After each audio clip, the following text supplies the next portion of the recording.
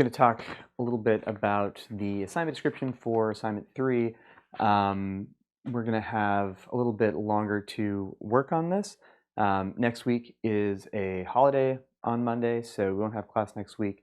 So our next class, right, which will be not next week, but the following week, you will need to have 3 triptych options, right? Not 3 panels, but 3 totally separate triptychs. You'll need to have done sketches for those, and you'll need to have shot them, right? You should assume that you're going to need to reshoot, right, based on our individual meetings next class, right? So we'll get together, look at your 3 options, say, okay, this one, work on this a little bit, tweak that a little bit, maybe shoot this at a different time of day, whatever, but this one seems the strongest out of the 3 triptychs. Then you will go ahead and do that one for the final assignment 3 triptych file.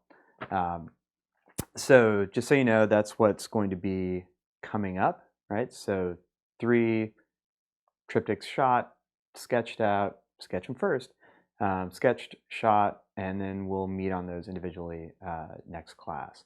To do that, you'll need to shrink them down and make like a small like Blackboard shareable version of them.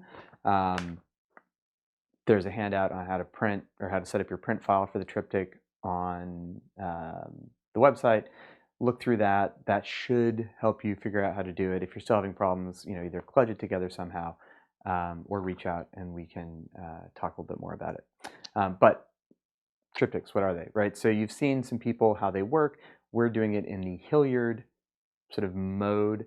You need to have 3 images. They need to be vertically rather than horizontally oriented, and they need to be side by side rather than stacked like that. For each one of them, you are going to sketch out first before you shoot.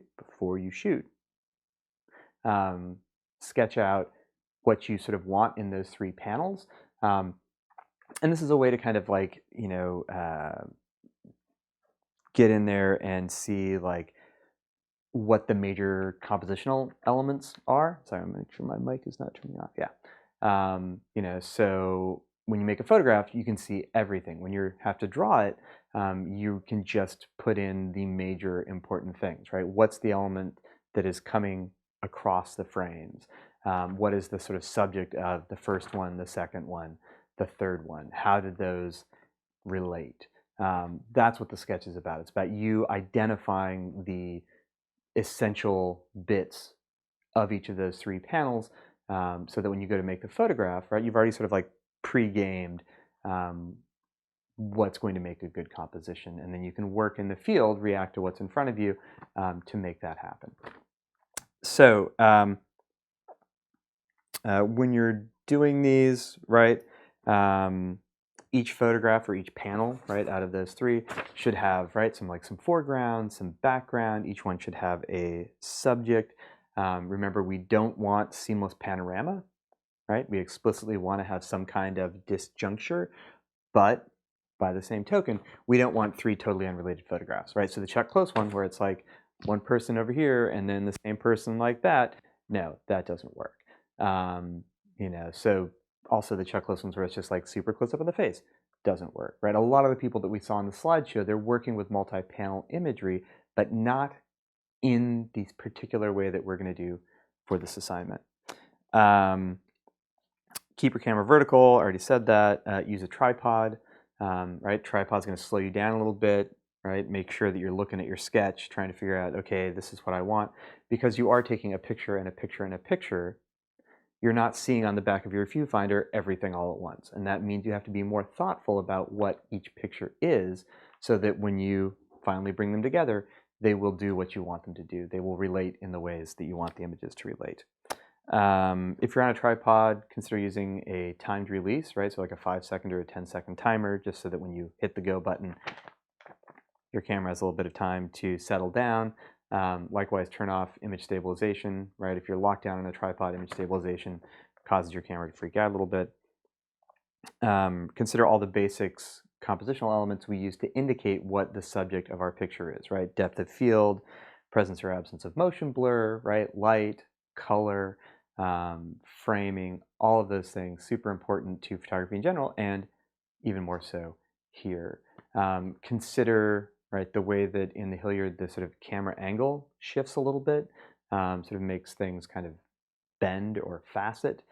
Consider how he and Joanne Verberg like sort of rack focus from one shot to the next, right? How depth of field might change a little bit from one shot to the next. If you do change your depth of field by changing your aperture, make sure that you adjust your shutter speed and or ISO to keep your exposure the same. You need to have the same exposure across all three panels. So that's what's going on. Again, read the assignment description. We'll talk next class a little bit more about the actual final files that you're going to turn in. But for next class, you want to have 3 triptychs sketched out and photographed, right? And assume that you will go back and rephotograph the one that we sort of decide is the best one when we meet next class. Okay, that I think is all of the exciting stuff for assignment 1. Any questions, email me or obviously holler at me in class.